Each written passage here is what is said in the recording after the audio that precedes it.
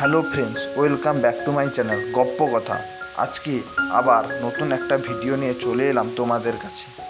তো বেশি কথা না বলে গল্পটি শুরু করা যাক। গল্পের নাম আলোর ভিতর অন্ধকার। রাত প্রায় 12টা। দীপ্তের ট্রেন মিস হয়ে গেছে। বাধ্য হয়ে গ্রামের পথ ধরে হাঁটা শুরু করলো সে।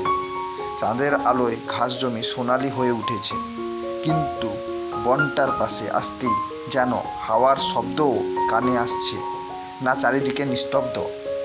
হঠাৎ দীপ্ত দেখতে পেল সামনে একটা পুরানো ভাঙাচোরা বাড়ি।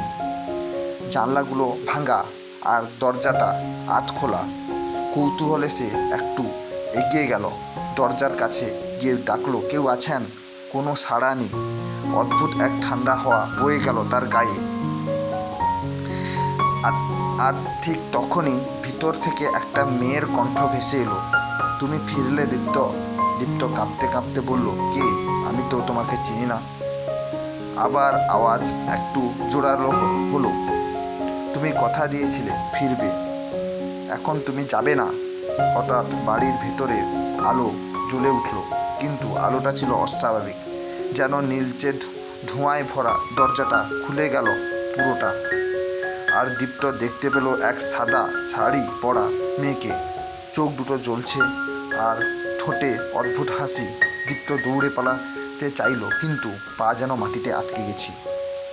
তো এটাই ছিল আমার একটা ছোট্ট গল্প। বন্ধুরা, এটাই ছিল আমার ছোট্ট গল্প।